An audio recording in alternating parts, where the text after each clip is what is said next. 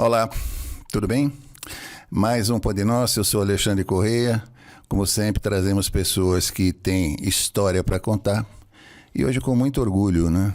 Trago uma pessoa que eu aprendi a admirar já há muitos anos atrás, alguns anos atrás, não tantos anos atrás, que ele é muito novo, mas é um amor de Avenida Paulista. Então, cruzou com ele lá na Igreja São José, e eu tenho o prazer e o imenso orgulho de estar aqui com o deputado Tomé Abduch. Ô, Alexandre, Tomé. Imagina, obrigado. Um grande Tomé, grande prazer enorme.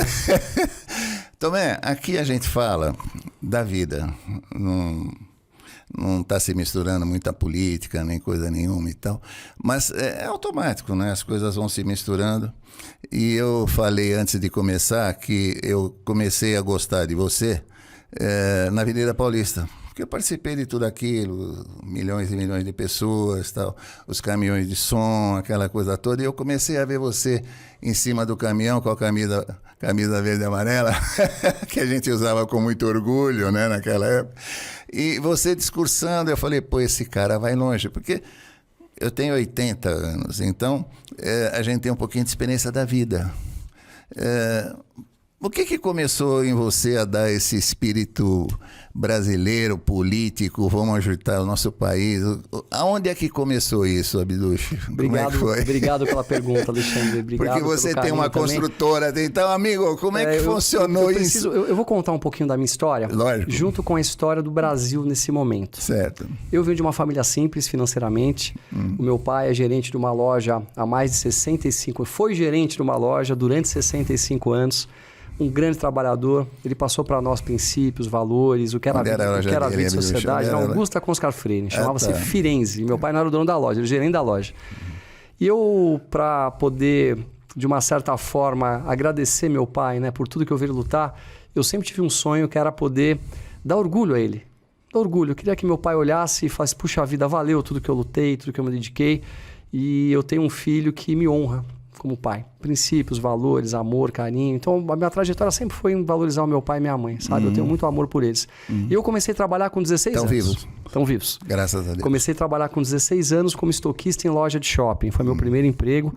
Eu, aos 18 anos, entrei na faculdade de Engenharia Civil no Mackenzie. E eu precisava ajudar um pouco meu pai, né? Eu tenho um irmão mais velho que também estava na faculdade. Então, era importante a família se ajudar para a gente poder pagar a faculdade.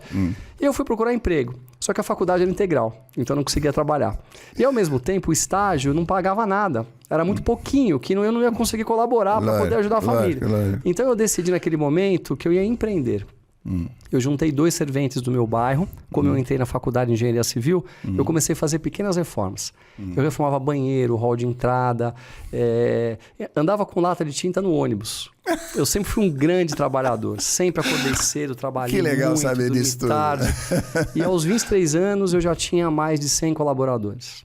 Eu formei ao longo dos últimos 30 anos uma das grandes empresas do Brasil na área que eu sempre atuei, que foi construção de lojas e obras corporativas. Eu fazia reformas de escritório. Sim.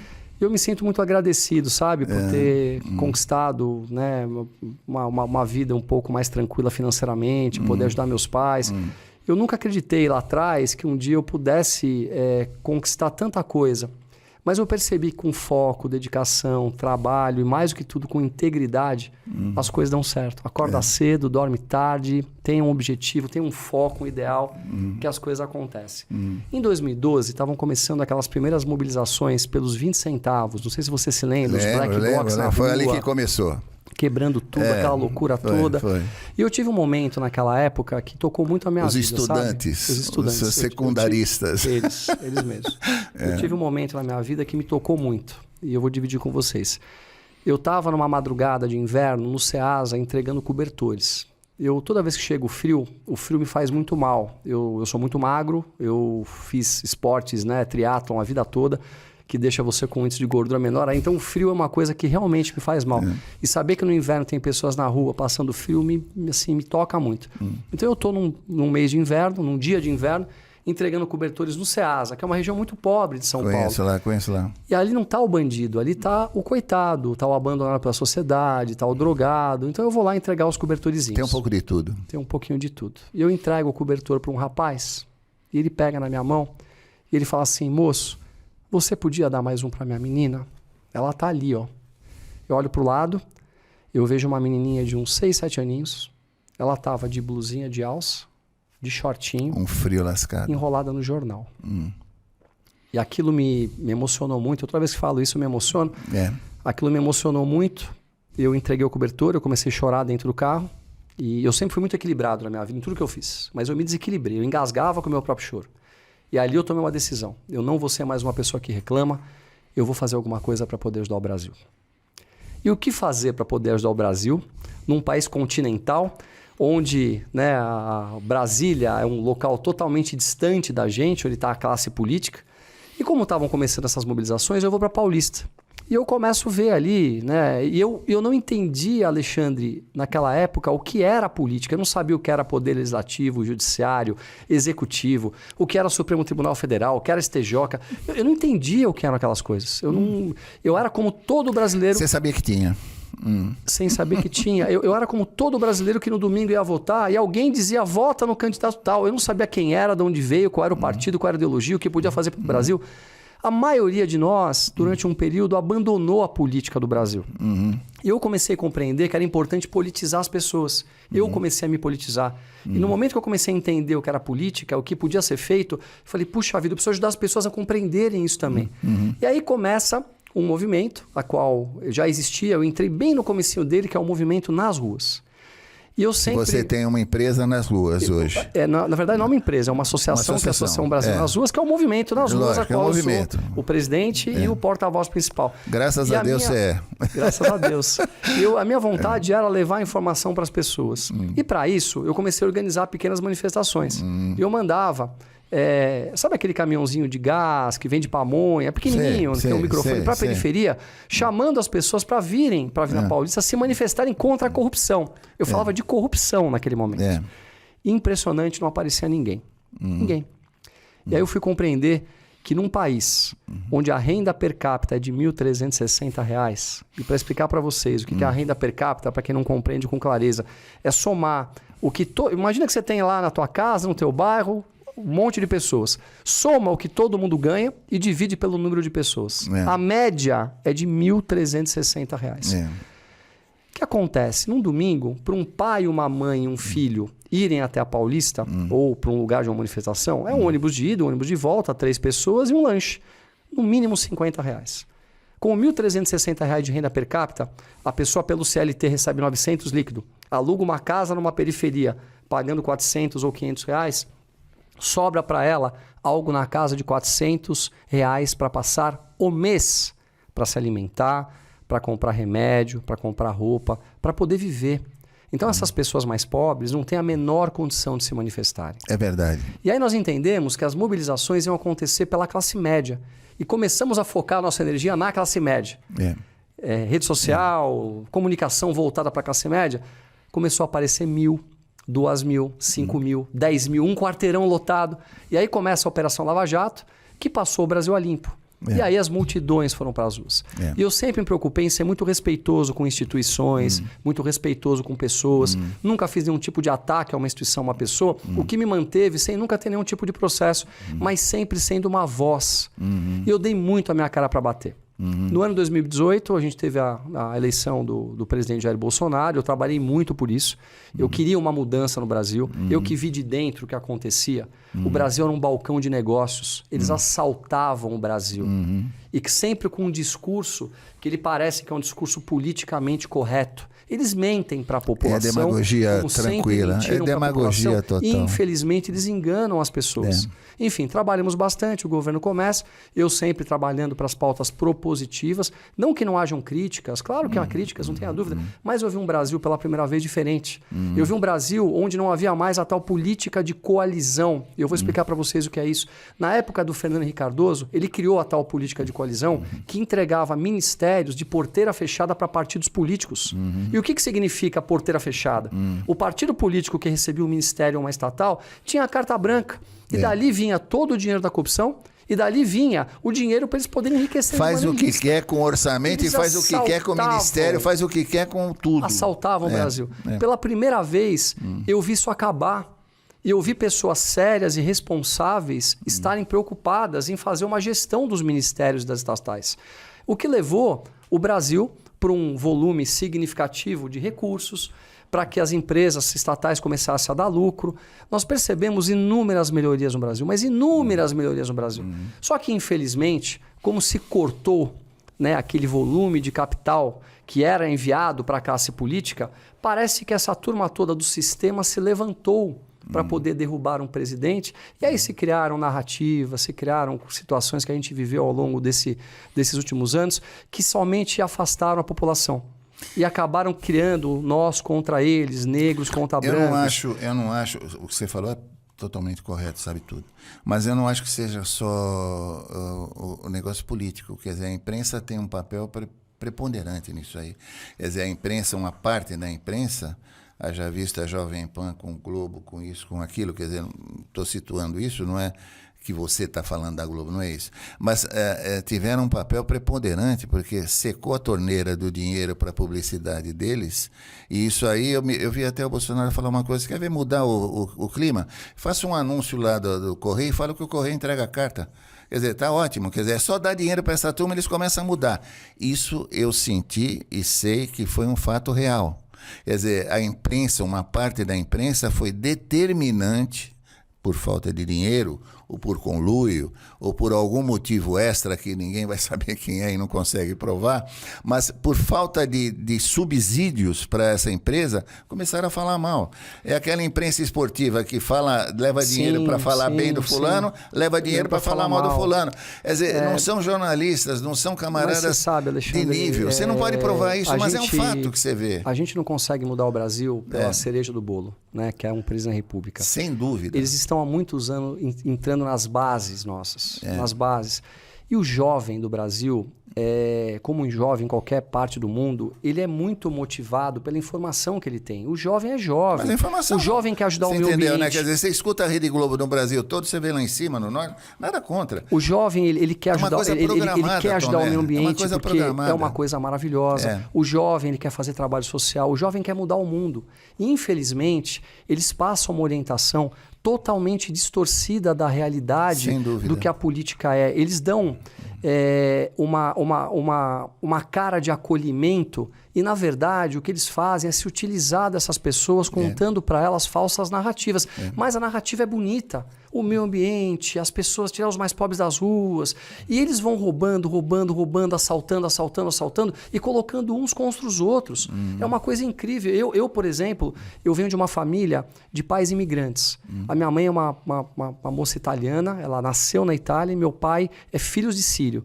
E os meus tios, irmãos meus pais, nasceram na Síria. Meu pai foi o último de 8 irmãos, nasceu no Brasil. Então eu venho de 2 famílias que fugiram de regimes ditatoriais. A minha mãe, ela veio da Itália, pós-Segunda Guerra Mundial. Ela nasceu no primeiro ano de guerra. O que a minha família passou, o que a minha mãe passou, o que a minha avó passou, o que o meu avô passou na guerra, são coisas assim que não dá pra gente explicar. O que o meu avô, parte do meu pai, passou. E essas pessoas sofreram demais. O que motivou essa gente a sair da terra dele para procurar outra vida. O fascismo na Itália foi uma coisa trágica. A minha família viveu o fascismo. E eu, muitas vezes, por ser de direita, sou chamado de uma das coisas que eu mais repudio na história, que é o fascismo e o comunismo. Eles não têm ideia o que é fascismo. Não tem ideia. Eles xingam a gente do que eles são. Eles que eu digo, não jovens, não, aquelas bases que tentam orientar. Então, nós pregamos sempre o quê? O amor, o respeito, o carinho. Eles pregam o ódio. Eles pregam que tem que odiar a pessoa A, que tem que odiar a pessoa B. E, na verdade, essa narrativa acabou separando a população. E nós devolvemos o país... Eles te criticam de tudo que eles são. Exatamente. Quer dizer, muda o negócio. Mas quando você escuta a narrativa do lado de lá como jovem e você não tem um contraponto, porque hoje você não entra numa universidade para fazer o contraponto. Se eu entrar numa universidade para contar a minha história de empreendedorismo, de trabalho, de ajuda social, eu tenho certeza que eu vou sair de lá com todo mundo me admirando. Falando, puxa vida, se ele conseguiu trabalhar, ganhar dinheiro, empreender, eu também consigo. Eu vou dar o meu exemplo, vou colocar a minha semente de como eu enxergo o mundo. Mas não existe o contraponto. Então o que acontece? Eu que sou empresário, eu sou visto como fascista, fascista, eu sou visto como o proletariado, o aproveitador. Eu não sou visto como quem trabalhou, gerou emprego, deu oportunidade, fez as pessoas crescerem, se desenvolverem, gerou riqueza para poder distribuir riqueza. Você não distribui riqueza sem que você produza riqueza. Você não faz trabalho social sem que alguém produza dinheiro para trabalho social. Então, eles tentam destruir a base da sociedade. Eles tentam destruir o conceito de família. E deixo claro, família não tem nada a ver com como você enxerga o seu corpo. Se você é homossexual, se você é bissexual, se você é transexual, você pode ser qualquer coisa que você desejar ser e manter o conceito de família, respeito por pai e mãe, amor, carinho, tradição. Então, eles distorcem. E, infelizmente, nós estamos criando um mundo de pessoas que não produzem, que só vem... Bom, veja o que está acontecendo agora nessa questão lá de Israel e da Palestina. Nós temos 2 povos sofrendo lá. O povo palestino está sofrendo e o povo de Israel está sofrendo com um grupo terrorista chamado Hamas. Nada a ver com o Hamas. Tem gente que está defendendo o Hamas. Assim, os princípios e valores, eles se inverteram de tal forma... Aqueles terroristas mataram mulheres, estupraram mulheres, mataram crianças e parece que eles estão defendendo alguma coisa. E o pior de tudo, eles não sabem quem diz, quem fala e defende, não entende o que está acontecendo na região. Eu estive lá, eu vi, eu fui para a fronteira, eu fui para Gaza, eu estive na Palestina, eu estive. E a verdade é totalmente diferente do que eles dizem. Então, o que acontece? As pessoas são manipuladas. Isso me entristece muito, sabe, Alexandre? Tomé, as coisas são no mundo todo, a linha deles é a mesma. Eu vi o nosso atual presidente, da maneira que ele foi eleito, vamos discutir aqui o sexo dos anjos, mas é lógico que isso aí é uma coisa plenamente discutível, né? Não podia nem ser candidato. Ele falou há muitos anos atrás para o Jaime Lerner, numa reunião lá em Paris que eles estiveram, ele falou que tinha na época 25 milhões de crianças pobres no Brasil. Aí o Lerner falou, pô, não tem, o Lula... Lula contou isso. Não tem, Lula. Ele falou, não, mas você tem que falar que tem. O número não importa. Aí veio para Gaza e veio para o Hamas. A linha é a mesma. Solta uma bomba na frente, por azar, ou propositalmente, na frente de um hospital com crianças e velhos. É sempre a mesma coisa. Dizendo que foi Israel que atacou ali. É uma coisa mais ou menos automática, eles têm a mesma linha de conduta, a mentira faz parte de tudo isso. E o pior é que para jogar contra, é um contra o outro, é o que você falou. Mas isso hoje, Alexandre, está no mundo todo. Está no mundo todo. Muçulmanos em Paris fazendo isso, né? Tá muçulmanos no mundo todo. É uma coisa incrível. Desculpe, muçulmanos terroristas mas do Hamas. Vamos parar para pensar? Vamos. Qual é o único regime no mundo que realmente tirou as pessoas da pobreza? É o capitalismo, né? Não tem outro. Não tem. Você vai para um país capitalista, vamos lá, você vai para a Inglaterra, as pessoas vivem, as pessoas saem, elas são respeitadas. Você vai para a Inglaterra, que é um país capitalista, você pode ser o que você quiser. Você pode andar com a cabeça amarela, azul, homem de salto alto, o que for. Todo mundo é respeitado, todo mundo vive bem, todo mundo tem acesso à educação, à saúde, se respeitam. Você vai para os Estados Unidos, é impressionante. Poxa, todo mundo trabalha, todo mundo tem uma boa casa, todo mundo tem um bom carro. Você vai para a Austrália, a mesma coisa. Você vai para o Japão, a mesma coisa. E eles vendem algo como uma coisa maravilhosa, que é países que não tem o menor sentido. Exatamente. Eu não sei quem já esteve de vocês, estão nos assistindo na Venezuela, em Cuba. Eu já tive a oportunidade de estar em alguns países. Gente, o povo tá miserável na rua, morrendo de fome, matando sem cachorro, nada. Matando cachorro para comer. E eles dizem que as pessoas que defendem isso estão defendendo o ser humano. Então, assim, a coisa é tão insana. Não tem coerência e eles entraram na cabeça do jovem de uma forma que o jovem acredita naquilo. Acredita. Esse momento de esse mundo é o grande problema. Que eles falam. Só que aí vem, Tomé, a imprensa. Quer dizer, se você contasse com a imprensa base, né, a imprensa de povo, né, a imprensa de audiência, que contestasse isso de alguma maneira, de uma maneira correta, né? Não estou se pedindo para mudar de lado.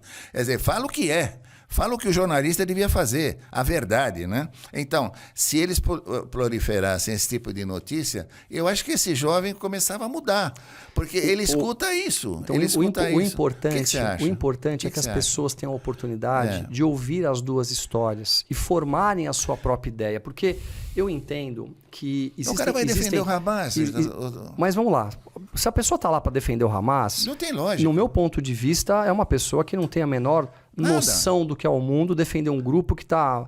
O cognitivo dele está feito. Até numa guerra deve haver princípios. Nada justifica pegar Nada justifica pegar uma mocinha, filha de uma família, e 5 homens estarem abusando sexualmente dela, achando que estão fazendo o bem, achando que estão salvando. Isso não existe. Isso é um absurdo que está acontecendo. Isso é inumano, né? Mas se o jovem tivesse a oportunidade de ouvir os dois lados, para ele poder formar a ideia, para ele poder entender e raciocinar e ter a capacidade cognitiva de compreensão, e aí sim ele toma um lado, ok. A questão toda é que só se escuta um lado. Exatamente. E aquela verdade parece que é uma verdade verdadeira. E essa verdade não é verdadeira.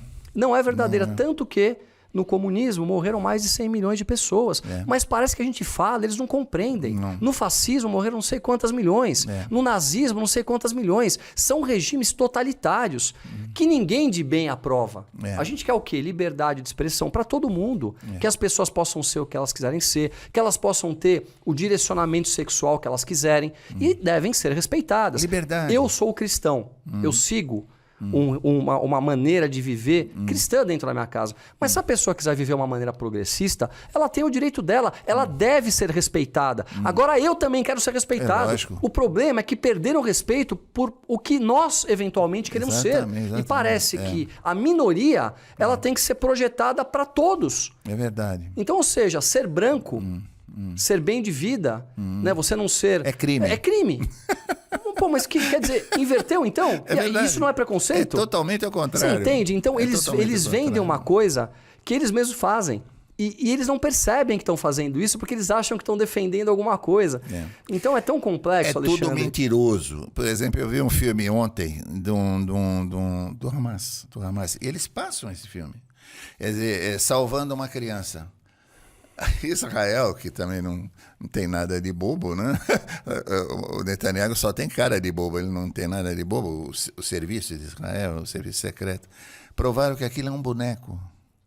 Você entendeu? Quer dizer, eles fazem esse tipo de coisa e todas as emissoras abertas de TV passaram aquilo como um salvamento do Hamas de crianças, que não é verdade que matam crianças. Você entendeu? E cria dúvida. E aí... fica por isso mesmo. Vamos fazer um exercício aqui de uma coisa que eu li há pouco tempo. Se hoje o Hamas, a Palestina, né, a turma que está em guerra resolvessem abaixar as armas, não haveria mais derramamento de uma gota de sangue. Se hoje acontecesse de Israel baixar as armas, eles seriam exterminados como nação. Nenhuma dúvida. Matariam todo mundo. Nenhuma dúvida. Quem é genocida? Nenhuma dúvida. Quem é genocida? Nenhuma dúvida. Vocês entendem? Só que ninguém enxerga isso. Ninguém enxerga. O ataque que está sendo feito, que foi feito a Israel, foi um ataque sanguinário, foi um ataque de começar a matar gente indiscriminadamente. Isso não é guerra, pô. Alexandre, crianças enjauladas. Você viu aquela crianças sendo decapitadas. Gente, que mundo é esse que a gente não consegue olhar para isso e falar isso é um absurdo? Que mundo é esse que vai gente pra rua, jovem pra rua, se manifestar a favor disso? Esses mesmos. Em vários locais do mundo.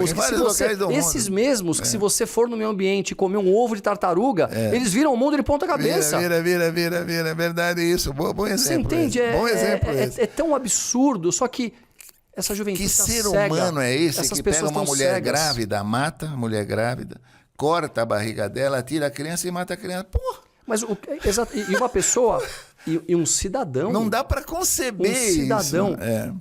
Eu quando estive em Israel e atravessei a fronteira, eu compreendi um pouco o que acontece dentro da Palestina. Eles educam as crianças desde cedo a odiar o povo judeu, como se eles fossem assassinos, bandidos, tivessem acabado com a vida deles. Então essas crianças crescem a mídia. Com aquele ódio dentro delas. E a mídia, aquele é o que eu venho falar, Olha, mídia. Eu, por exemplo, eu não teria coragem de fazer mal nem para uma pessoa que fez mal para mim mesmo. Eu não teria coragem de tirar a vida de alguém jamais. Então, por quê? Porque você tem princípios, valores, você compreende que você não gera o bem fazendo mal. Você não tem como tirar a vida de uma pessoa achando que você vai salvar alguém. A não ser que seja uma pessoa que venha tirar a tua própria vida. Tomé, enfim. Me deixa esse assunto é muito longo, dá pra ficar horas aqui falando sobre ele. Tomé, me deixa um pouco mais alegre. Qual é a tua sequência política? Você quer ir para onde? Você quer chegar aonde? Você vai desistir em algum período? Você vai seguir lá na frente? Não, Alexandre, eu... Aonde o que você tem que ter um planejamento. E eu gostaria imenso, né, de fazer parte, de saber que você está fazendo um planejamento. E se eu puder ajudar de alguma maneira, que eu já estou velho, mas de alguma maneira, 80, pô. Flor da idade. Flor da idade. Experiente. Outra coisa, no Firenze, eu vendi tecido para Firenze. É mesmo? O Adibidib lá. Tio Abrão, isso, o tio Abrão, do dono da loja. Abrão Adibidib. Você falou, porque deixa ele falar no pai. Nós vendemos tecido para o Abrão Adibidib. E um deles lá, o que ficou depois no fim, que acabou fechando a loja... O filho, o Didi? O Didi, ele é amigo da minha filha Regina. Ah, que bacana. Tem a ver, é gozar do sangue, né? Tem a ver alguma coisa, muito. Bacana isso. Ninguém gosta de alguém de graça, é gozado isso, parece que as coisas tem alguma coisa. Eu vou contar um pouquinho da minha chegar. Da minha trajetória eu política. tenho uma ideia para você, mas eu vou falar, não quero te puxar saco coisa nenhuma, te juro por Deus, porque a vantagem de 80 anos... é que você está pouco se lixando que o cara pensa de você. Pode falar, né? Educadamente, com todo respeito. Porque você vai durar mais quanto? Mais 10, mais não se durar. Então, a cabeça muda. A cabeça muda. Quer dizer, você quer falar e fala o que realmente você pensa. Eu tenho um projeto para você. Eu não sei se é o que você tem. Não, minha cabeça não vai acontecer nada. Mas é o que eu penso. Primeiro ponto. Na Paulista eu já comecei a pensar. É muito importante que as pessoas... que tenham princípios e valores, e vejam bem, eu não estou falando aqui de ideologia, estou falando aqui de princípios e valores, que elas entrem para a política. Porque os espaços na política, eles se ocupam. Se não entrar uma pessoa de bem, vai entrar alguém. E a grande maioria não se propõe a ser um político. Você pode ser um político, estar um político por algum período ou criar uma carreira política.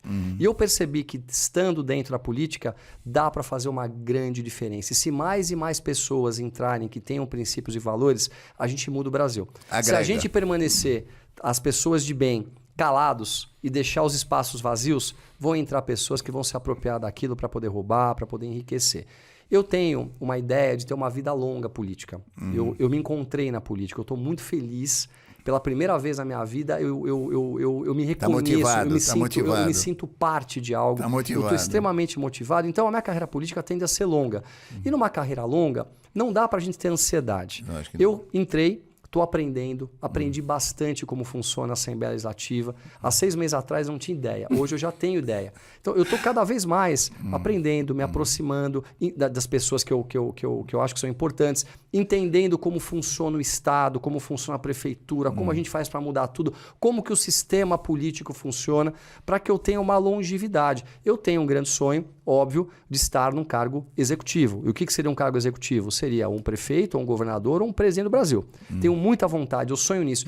Mas eu estou me preparando para ter consistência, para ter propriedade, para saber como fazer. Porque não adianta vir aqui com um discurso bonito, né, com uma cara simpática, e quando chega na hora lá, você não tem a competência para executar o que deve ser executado. Você vai virar mais um deles. Você vira mais um deles. Demagogia. E para virar mais um deles, eu vou tocar minha vida, cuidar da minha casa, da minha empresa, disso, enfim. Tem filho para criar esse tipo de coisa. Tem sim. Então, eu vou te falar. Eu tive na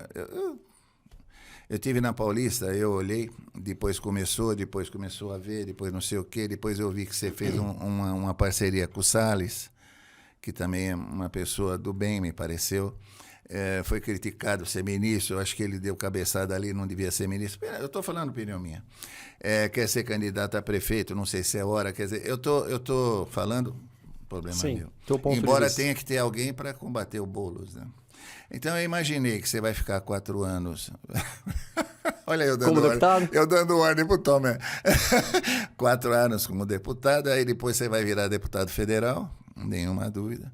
Eu só vou te pedir uma coisa, não entra no Senado, pô, pelo amor de Deus, ali tem um monte de velho, aquilo cheira a naftalina, você não chega a nada. Você entendeu? 8 anos, aquilo é uma ranzinha, isso é um troço. Eu imagino você, tomara a Deus que socorra, e eu me emociono porque é uma bosta ser português e italiano. A gente tem, né, um sentimento, eu sei porque eu sou muito parecido. A gente fala a verdade, quer dizer, fala o que sente, né? Quando eu te convidei para vir, eu te convidei do fundo da minha alma, não é para dar audiência, nada, quer dizer, depois de 80 anos eu vou querer ser mais o quê? Não tem mais nada para ver, mas pouca coisa. Mas eu imaginei que depois de deputado federal você tem que ter alguma coisa aí executiva. E a nossa cara é São Paulo. A nossa cara é São Paulo. Prefeitura não tem muito a ver. Eu acho que você está com o Tarcísio, é isso, você é vice-líder do Tarcísio. Sim. Olha eu falando de bobagem.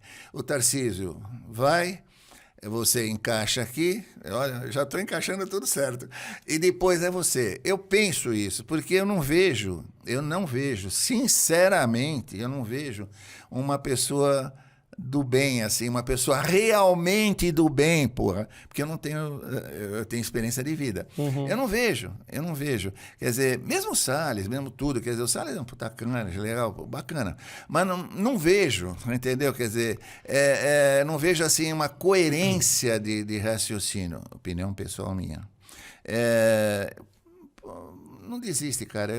Pelo menos isso, entendeu? Eu não vou Pelo desistir. menos isso. Você sabe. E o Tarcísio é um cara legal? Ele é bom? O Tarcísio eu não tenho palavras para dizer que é um Tarcísio. Bom, o Tarcísio é uma pessoa simples, humilde, educada. Eu escutei uma entrevista dele, ele fica falando 2 horas, trabalhador, sabe tudo. Ele tem um raciocínio lógico impressionante, ele sabe liderar a equipe. Inteligência brutal. Ele se posiciona de uma maneira muito boa. E ele não era de São Paulo, ele sabe tudo de São Paulo. Nós temos que entender que o equilíbrio hoje é muito importante. A gente não pode mais ter polarização no Brasil.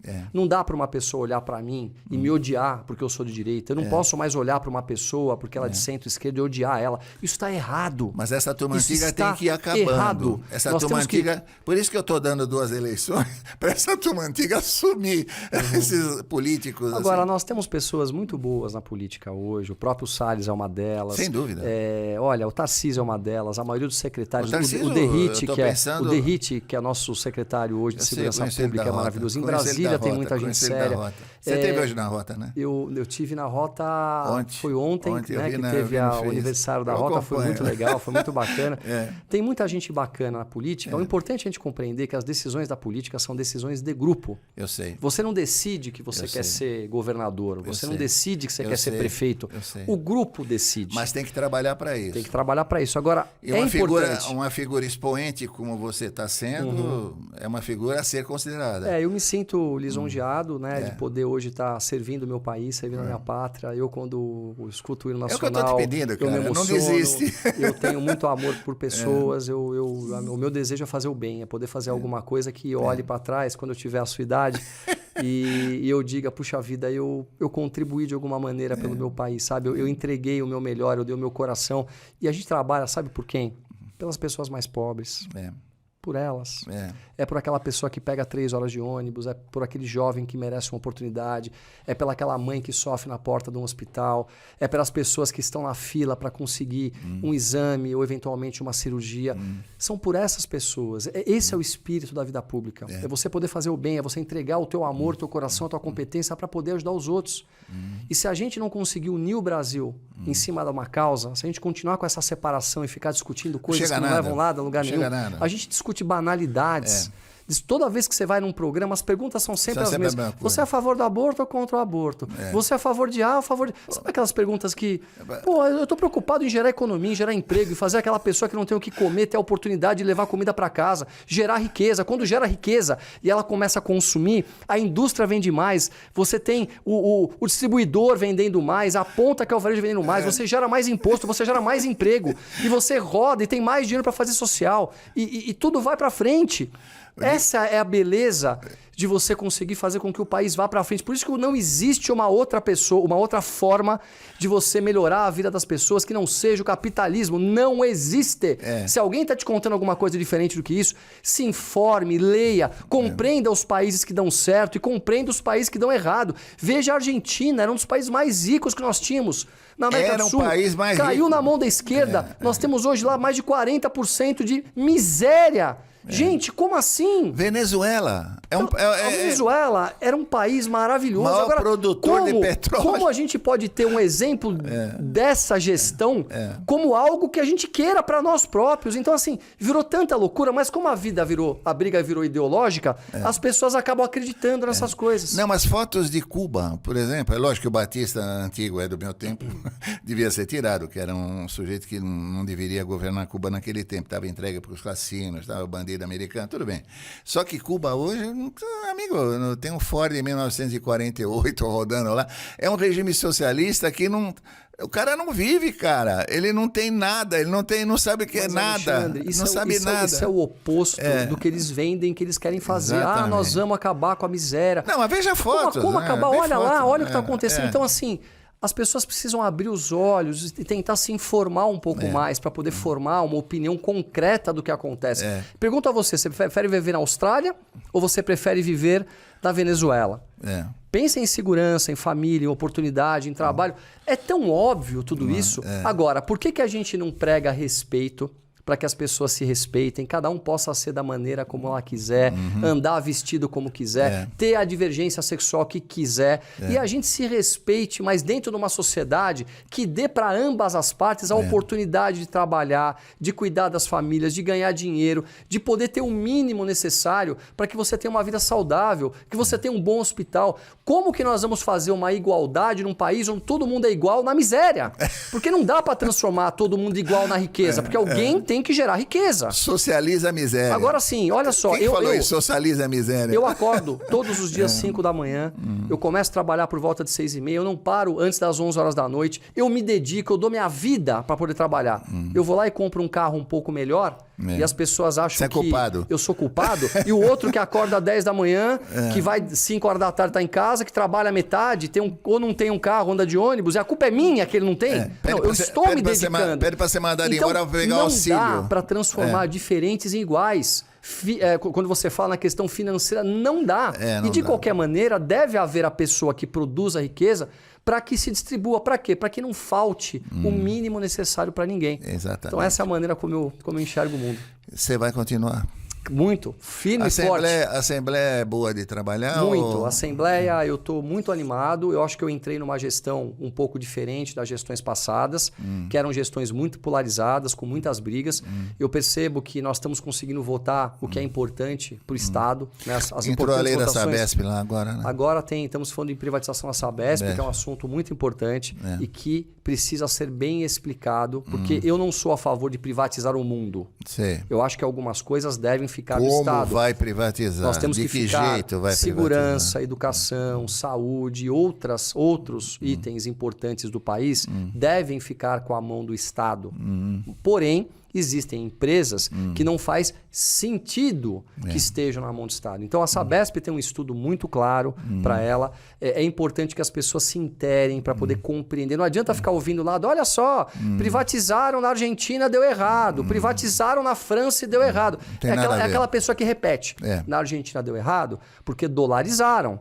A economia afundou, o dólar foi lá para cima, óbvio que a conta subiu. E as pessoas que privatizaram já não são tão confiáveis como aqui está se tratando. Eles distribuíram inúmeras empresas picadinhas no país inteiro. Aqui não é o que se quer fazer. A Sabesp continua a Sabesp, o Estado continua acionista, continua com poder de mando. Na privatização a regra vai estar clara, o valor que o Estado vai ter de participação inteiro retorna para baixar o valor da conta. Nós vamos conseguir ter mais de 66 bilhões de investimento. Não é possível um país, uma cidade, um Estado como o nosso não conseguir levar saneamento básico para a população. Então existe uma maneira de levar. Mas por que a esquerda diz que não quer privatizar? Porque eles querem continuar com os cabides de emprego, com a ineficiência, com a narrativa, com os contratos que muitas vezes são feitos e a gente olha para os valores lá, é meio esquisito. Quer dizer, alimentando a máquina. Então eu peço a você, se informe, não saia repetindo as coisas. A maioria das pessoas repete.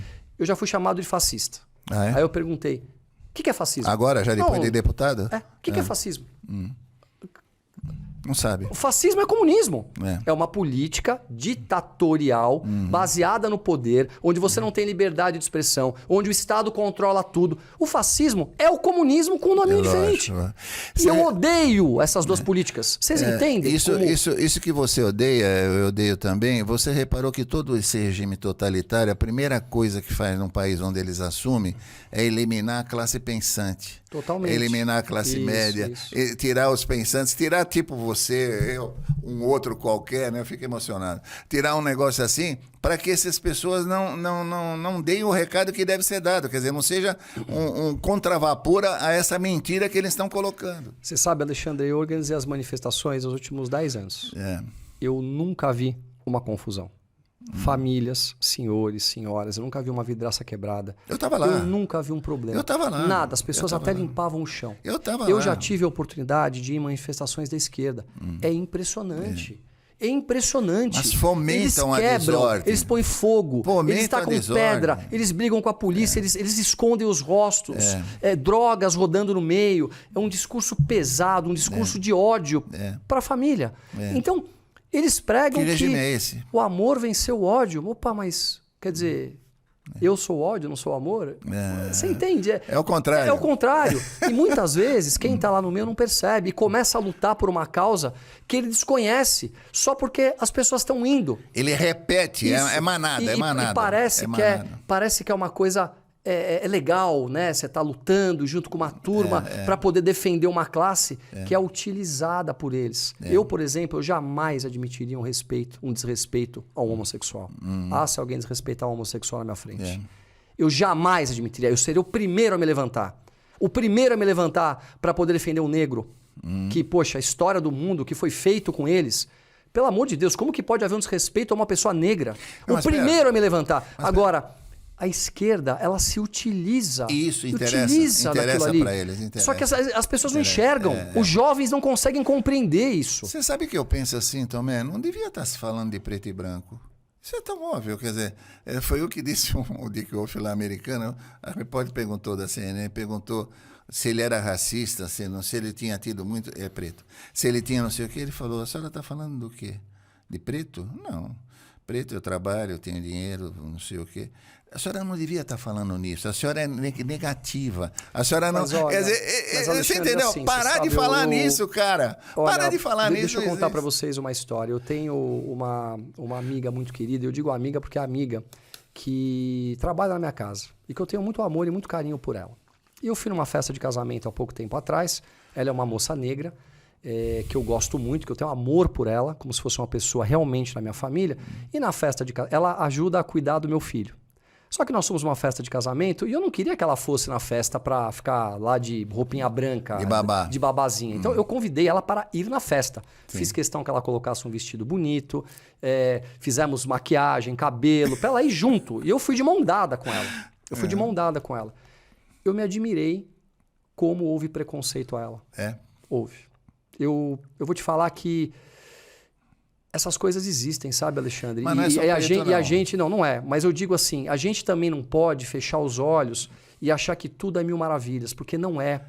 Essas pessoas choram no banheiro às vezes por conta de um preconceito. Então, nós temos que trazer um equilíbrio como nação para que a gente possa fazer com que todos se respeitem, que a gente se ajude mutuamente. Na hora que a gente entra na briga, na discussão, a gente acaba levando para a formação de blocos. Exatamente, e esses blocos entram em discussão.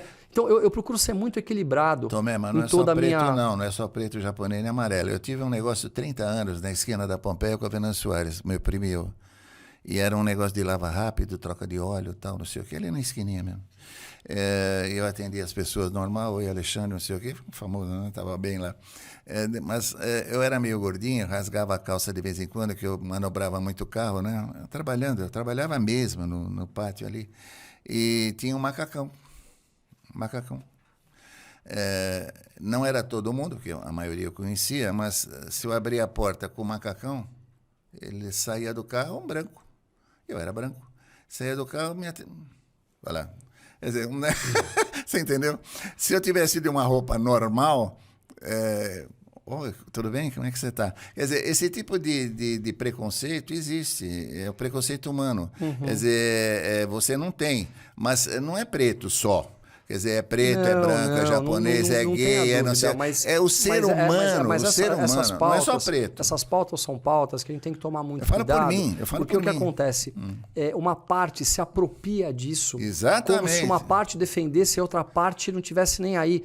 E na verdade não é isso que acontece. Então o que eu tenho dentro da minha maneira de fazer política? É ter um bom equilíbrio, um bom respeito pelas pessoas e não admitir de maneira nenhuma falta de integridade e falta de respeito para uns com os outros. A hora que a gente conseguir compreender que a sociedade, com respeito e com integridade, ela decola e cada um pode ser o que quiser ser, a gente acaba com esses problemas todos. E eu sinto que essas pessoas se utilizam muito, esses políticos, dessas divergências entre as pessoas, né, as diferentes formas de enxergar a vida, para colocar um contra os outros e causar um conflito. Dá para viver bem. Prefeito, quem é que nós vamos votar? Tem alguns já? Olha, como eu te falei, essa decisão é uma decisão de grupo. Ainda está cedo, né? Temos alguns nomes, tem o nome do próprio Ricardo Nunes, que está sendo muito cogitado, o próprio Ricardo Salles agora falou que vai sair candidato a prefeito. Existem nomes que estão circulando por aí, que a gente tem que aguardar um pouquinho e ver a decisão do grupo. O que a gente não pode só é estarmos desunidos. É união. É todo mundo junto apoiando uma pessoa. Se a pessoa for A ou B, não importa. Nós temos que apoiá-la. O que não pode é divergir. O que não pode é divergir. Bom, decidiu. Tá bom, não era o que eu queria, mas é o outro. Vamos lá, porque infelizmente, o Boulos, ele tem um discurso muito bonito, muito bacana.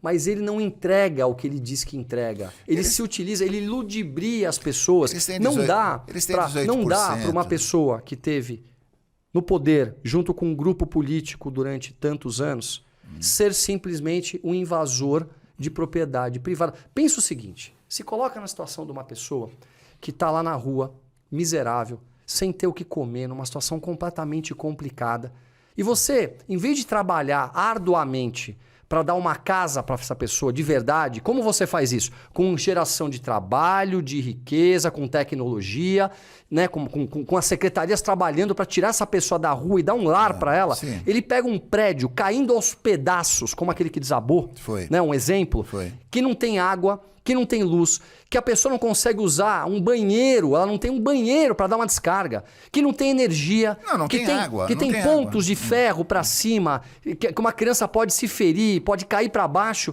e ele acha que aquilo ali é fazer o bem. E mais do que isso.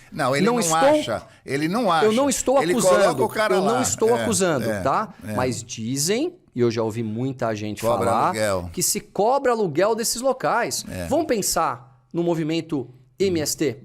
Esse é um ponto que eu queria poder explicar para vocês. Veja só, no governo passado foram entregues mais de 400 mil títulos de terra. Bolsonaro. Governo passado. Em todos os governos do PT, eu estou dizendo Lula, Dilma e o pedacinho da Dilma. Foram entregues 100 mil. Olha a diferença. Os títulos que foram entregues no governo do ex-presidente Bolsonaro foram entregues com propriedade. Você assina lá, a terra é da pessoa. Para acabar hoje com a questão da falta de terras, é necessários mais 100 mil títulos. Se seguisse a mesma política do governo passado, a gente um ano acaba com o problema de reforma agrária. Indo no INCRA, no lugar correto. Aí você pensa o seguinte, você pega uma família que está sem ter o que comer, que está extremamente sensível, fragilizada, um pai, um filho, e você coloca essa família no meio de uma madrugada com um pedaço de pau na mão, com uma pedra, para invadir uma propriedade privada. Você consegue imaginar o medo dessa pessoa, o sentimento de pavor? E aí você tem dentro daquela propriedade privada alguém que lutou, trabalhou, de um avô, de um pai, que lutou para ter aquilo, que também está aterrorizado. Pode acontecer uma tragédia a qualquer momento com tudo isso. Existe uma maneira correta de fazer. Por que eles fazem dessa maneira? Eles estão com o governo na mão, com o INCRA na mão. Gente, entreguem as terras. Deem os títulos, escolham lá os pedacinhos e deem os títulos. Aí deixa eu te contar uma outra coisa. Sabe o que uma pessoa sem nada, uma pessoa pobre consegue fazer com uma propriedade rural? Nada. Eu sei. Ela passa fome. Eu sei. Por quê? Para ela poder produzir, ela tem que ter dinheiro, tem que ter investimento, ela tem que ter o mínimo, ela não consegue plantar uma alface. A maioria dos acampamentos não deu certo. Então vamos lá. A hora que você monta isso, você tem que criar uma forma de você juntar várias propriedades juntas. Vocês criam uma forma de trabalho em conjunto. Dinheiro, financiamento. Um financiamento para poder produzir. Então eles fazem tudo errado, mas eles vendem assim, estamos tirando, entregando terras. Gente, é mentira. Se você tiver dúvida, vai atrás. Você vai atrás do movimento MST durante o dia, não tem ninguém. Eles chegam lá com carros caros. É uma coisa incrível. Os líderes, né? Os líderes. Né? E aquelas pessoas lá estão praticamente escravizadas. Então, assim, é bonito de falar. Agora vai lá olhar. A questão é que ninguém fala. Então o jovem fala, olha, estão acabando com o problema da reforma agrária. É mentira. Eles podiam ter acabado durante os anos do governo PT. Eles podem acabar agora. Falta muito pouco. E o que foi feito pelo governo anterior, ninguém fala. Nada. Você entende? Então, assim, é tanta mentira, é tanta inverdade. Vem de encontro, Tomé, o que eu estava te falando da difusão, de mídia, né? De falar, quer dizer, de proliferar uma coisa correta, como o bom jornalista devia fazer. Eu não estou falando que o jornalista devia ser pro lado da direita. Não é isso. Não, quer dizer, não. aponta os defeitos da direita, que deve ter. Claro. Aponta políticos aí que são de direita, que estão hoje no comando de partidos até, que a gente sabe que são denominadas, tem coisas para contar aí. Tem histórias que deviam ser esclarecidas. Mas não se fala, quer dizer, só se critica. E quem está agregado a uma coisa como você e como outros aí, que são realmente falando a verdade, são fascistas, são não sei o quê. Como foi o Bolsonaro, né? Então, olha só. Quer dizer, ele comprou vacina, mas ele era fascista, ele não tinha vacina. Então, esse é um ponto importante. Vamos tocar nele, porque eu gosto sempre de poder explicar nisso. Fala.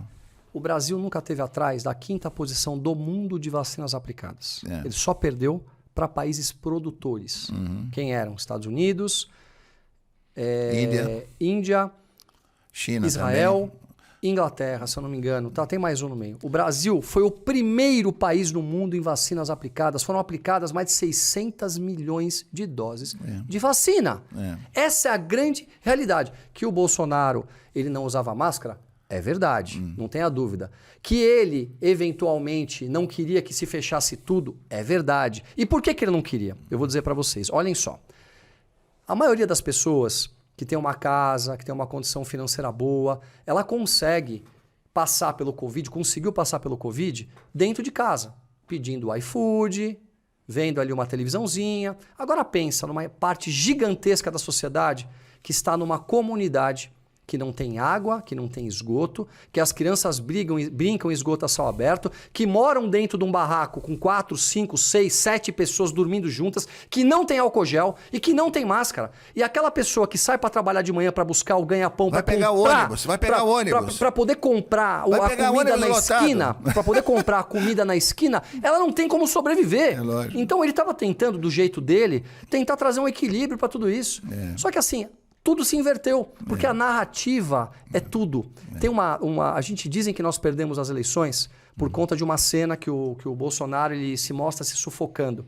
E aí eu peguei e fui olhar para aquilo ali. Olha só o que ele falou. Ele falou, pessoal, como é que você pode mandar uma pessoa doente para um hospital? Ela é diagnosticada com Covid. Você manda ela voltar para casa tomando água e dipirona.